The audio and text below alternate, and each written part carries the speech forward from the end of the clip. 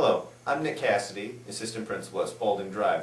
I'm joined by Jonathan Worrell and Brandon Cox. You may recognize us from such videos as test-taking tips from the pros and the Bakugan expose. Now, we're here today to inform all of our parents and students of proper carpool etiquette. There will be two different sets of videos coming through here. One will be the proper way to drop off your children and pick them up, and one will be the wrong way. First, we're going to show you the right way to pull through the carpool line. We have 3 cars that will show us how to do carpool in the morning when you're dropping your children off. Okay. What you will notice is that all of these cars will pull all the way down to the end of the sidewalk. They will not get out of their cars until someone either helps them out or until the car comes to a complete stop. Notice how the first 3 cars are just going to pull all the way down to the end. Careful not to block the crosswalk.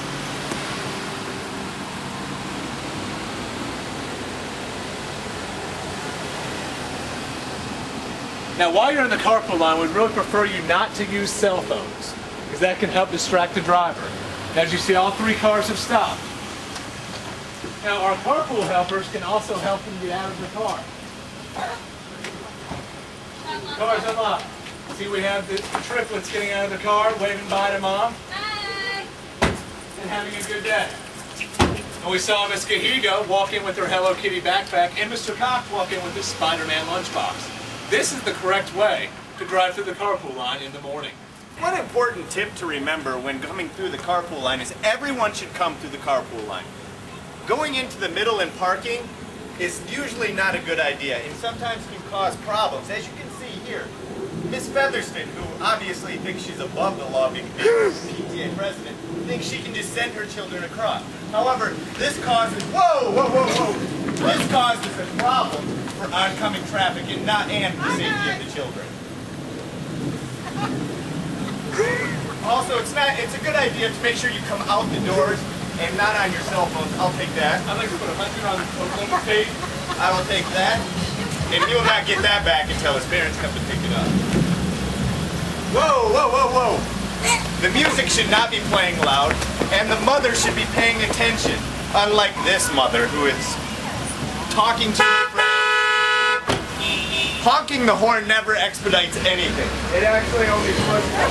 Also, please make sure you do not have animals in the carpool line. Get down!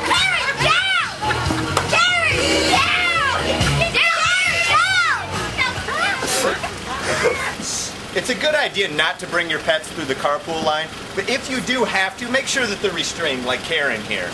Because we don't want any animals getting out running through the carpool line or any distractions for the children getting out. One of the other problems that we've seen in the carpool line is people abandoning their vehicles.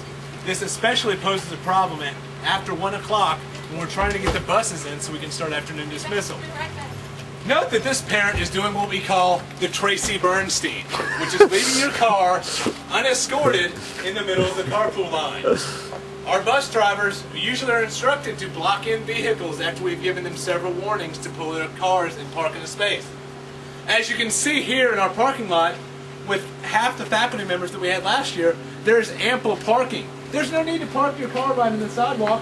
You can park in any one of our spaces, or you can park on the street and walk up the nature trail.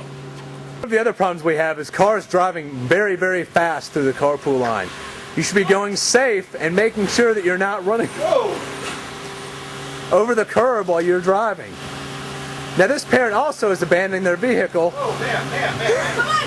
and is having their child jump out of the back of the car. Ma'am, if you would, please.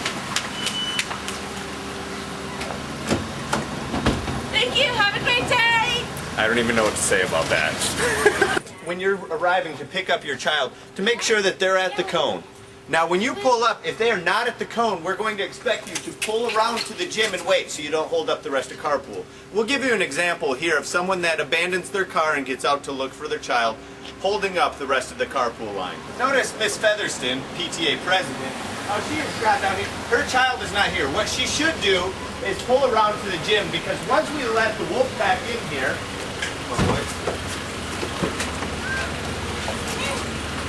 Hi, Miss Vickers. How are you today? Yeah, good. Hi, Phil. How are you today? Now we've let both of these cars, we've loaded these cars they are unable to go anywhere because Miss Featherston has decided to abandon her car, holding up everyone else who's here to pick up their children. Now there are still a couple questions that we hear asked quite often.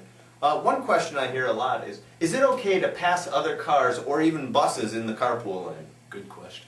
Well, Mr. Cassidy, that is unacceptable. You are not allowed to do that. Now, one of my other questions is, if they know what my car looks like, do I really need my carpool number? Well, yes, you should always have your carpool number because sometimes, like on Mondays when Coach Worrell isn't here, someone else may be down reading the carpool numbers and then relaying that message. So please always have your carpool number visible. Now, I have a question. Is there a speed limit in the carpool lane? Yes, always keep your car at a very slow and controlled speed. We've had some issues with cars coming in almost on two wheels. This poses a danger to the children as well as other faculty members out helping load the cars. Now, instead of going through the carpool line, can I park my car and walk my child in and walk them directly to their classroom? Good question, Coach Worrell. Well, all parents from this point on need to stop and sign in at the front if they're going to escort their children to their classroom. So the best answer would be no. There are times when they need to go to the classroom, but everyone needs to stop and sign in at this point on. Now, if my child's changing the way they're going home, what time should they call the school and let them know? Well, they should definitely let the school know as early as possible, but preferably before noon. Now, what methods can we use to speed up the process? Well, the one thing is, always if you're going to buckle your kids in once they get into your car, pull around to the gym and do that so the carpool line isn't affected. And also in the mornings, make sure that your child has their backpack packed, make sure they have their lunch, any lunch monies they might be taking, and make sure any notes that need to be given to your child have been given to them so they can get out of the car quickly and get into the classroom. Because remember, they don't just have to be in the building at 7:45, they need to be in their classroom at 7:45 or they will be marked tardy. A couple other hints. Keep the radios down or off, stay off your cell phone, and just pay attention when you're going through the carpool line. Wow, those are some fantastic tips. I'm glad that I know how the carpool line works now. Yes, now I know. And knowing is half the battle. We thank you for watching the Carpool Etiquette video, and we look forward to bringing you more videos throughout the year. Also, when you get a chance, make sure to watch our Don't Bring Toys to School video, your test-taking tips from the pros, and also, coming soon, Going Green, the Spalding Way. have a wonderful day.